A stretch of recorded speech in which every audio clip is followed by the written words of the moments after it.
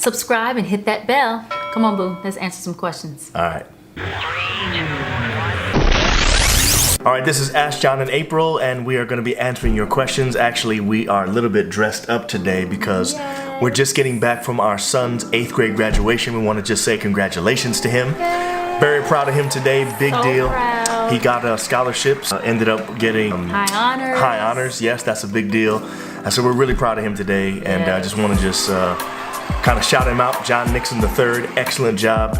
Anyway, so we got a question tonight, and what is it, April? All right, our question comes from Saba Says So, and it says here, I've heard horror stories about people getting bad marital advice from their premarital counselors. Wow. How can people avoid that?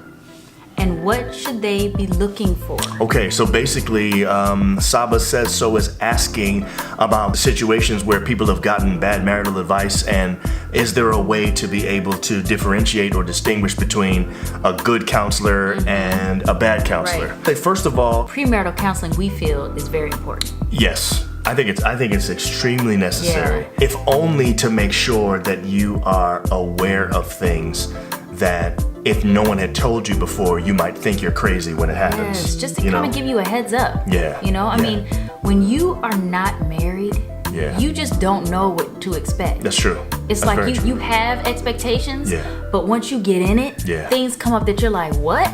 Right, that's true. I didn't think we'd be going through that, or I'd be feeling this way, or we're going to have issues with this, that, or the other. Yeah, So I think that can give you heads up and give you tools on how to deal with it when it comes. That's exactly right. I actually think it's important when you look at these counselors that you know going in that not all of them are equal. If you have a particular point of view, you may want to make sure that this person has the same point of view. So for instance, if you're a Christian, you may want to look for a Christian counselor just to make sure that they share your point of view. Right. And then maybe if you're not one, you don't want a Christian counselor. You don't want them to steer you in a direction that goes against your beliefs. Right. If you are a church-going person, most of the time, church-going people will go to their pastor, right?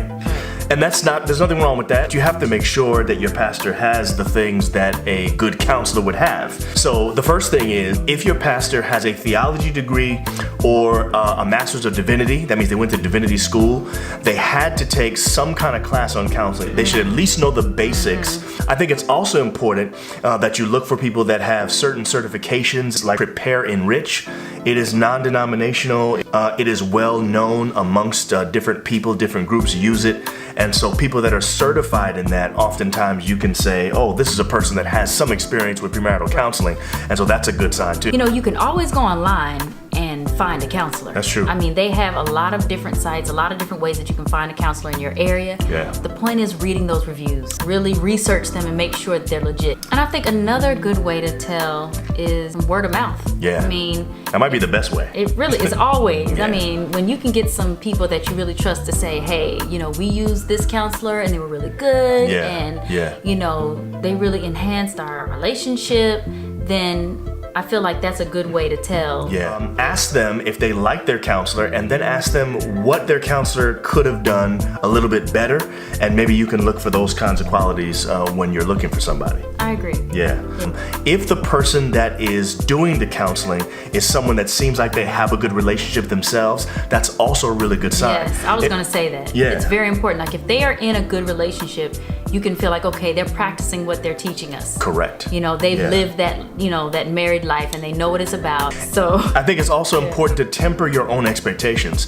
Sometimes we have the expectation that getting the counseling means I'm going to have a perfect marriage. Right. It doesn't mean that. No. All premarital counseling really does is exposes you beforehand to things that you wouldn't have known and makes it so that you don't think you're crazy once you start going through it. Exactly. And giving you tools that you can go to. You know what? Here we are having an argument. Let's look at those conflict resolution tips that our counselor gave us. Exactly. You can have something to go back to. Exactly. Yeah. So it doesn't matter that your counselor is not super engaging or that they don't have these great creative things. If they give you really good tools, good books and things you can look at, if they give you sound advice, then that's really important. You know what I'm saying? Yeah. You have to be aware of that kind of stuff and make sure that the person sounds like they're at least being balanced in the advice that they're giving to you. Right. You know? Right. Any extreme type stuff, probably is actually extreme. If the person is telling you that you can't talk to anybody anymore after you get married, that's pretty extreme.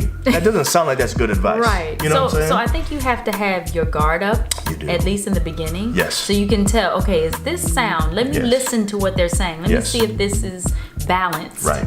Because you don't want to be way left or way right. You want to be balanced. So, last tip. If you're going to be asking friends about advice on premarital counseling, it needs to be friends who probably have gone through it and people that you respect. There should be somebody who you actually think of as a person that you can look up to, that has a good marriage, that seems like they're actually working on it. That's the kind of friend you want to ask for advice in a situation like this. Thank you, Saba Says So, for that question. Yeah, thank you. And maybe next time we'll get to your question. Who knows? Stay tuned. Make sure you keep watching, and we'll see you next time. Bye. Like, comment, share, and subscribe. Also hit that notification bell to be notified about our next episode. See you next time. Bye.